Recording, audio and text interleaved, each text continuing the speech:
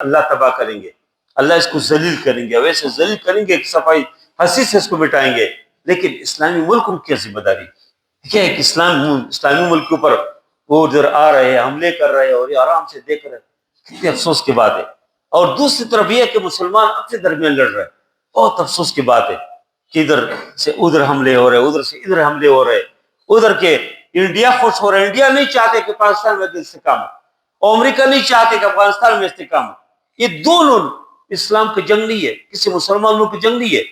یہ انڈیا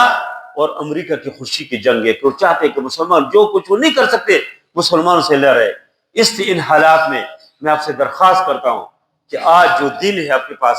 خصوصی اللہ کے سامنے گڑگڑائے، دعائیں کرے، افطاری میں دعائیں کرے۔ آج رات بہت اہم رات ہے، عید کی رات ہے، دعائیں کرے، اللہ سے مانگو کہ اللہ اس پوری امت کے اللہ حفاظت فرمائے، اس امت کو اللہ ایک بنائے، نیک بنائے۔ اور کل انشاءاللہ عید کی نماز پہلے جس طرح ہم نے اعلان کیا تھا، انشاءاللہ 7 بجے اردو خطبہ شروع کریں گے انشاءاللہ، اور ٹھیک 7:30 بجے انشاءاللہ عید کی نماز ادا کریں گے۔ تو آپ لوگ کوشش کریں تھوڑے سے پہلے نکلو۔ ابھی دیکھو ادھر ہم جب آ جاتے ہیں، اتنی دور سے میں آتا ہوں، ادھر بیٹھ جاتا ہوں اور لوگ پتہ نہیں ایک آ رہے ہوتے ہیں۔ اگر تھوڑے سے پہلے آ جائے، آدھا گھنٹہ مسجد میں بیٹھے، اللہ کے گھر میں بیٹھے، کتنی اچھی بات ہے۔ تھوڑے سے پہلے کرو، اللہ کے گھروں سے تعلق بناؤ، مسجد سے تعلق بناؤ، اس میں دنیا کی بھی اللہ کو سکون دیں گے، خوشی اللہ کو دیں گے، اور آخرت میں جو نعمتیں اور بشارتیں ہو تو ہے ہی۔ اس لیے آپ لوگ کوشش کریں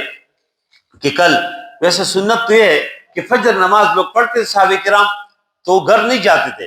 فجر کے لیے جب مسجد آتے تھے تو ادھر سے مسجد سے ہی عیدگاہ کی طرف جاتے تھے، یعنی ادھر سے عید کی نماز کی انتظار کرتے تھے اور عید کی نماز پڑھ کے پھر گھر جاتے تھے۔ اور عید الفطر کے دن سنت یہ بھی ہے کہ عید جب یہ فجر جب اذان ہو جائے، مؤذن جب اذان دے، اس سے لے کر عید کی نماز تک اس دوران کوئی چیز آدمی کھائے،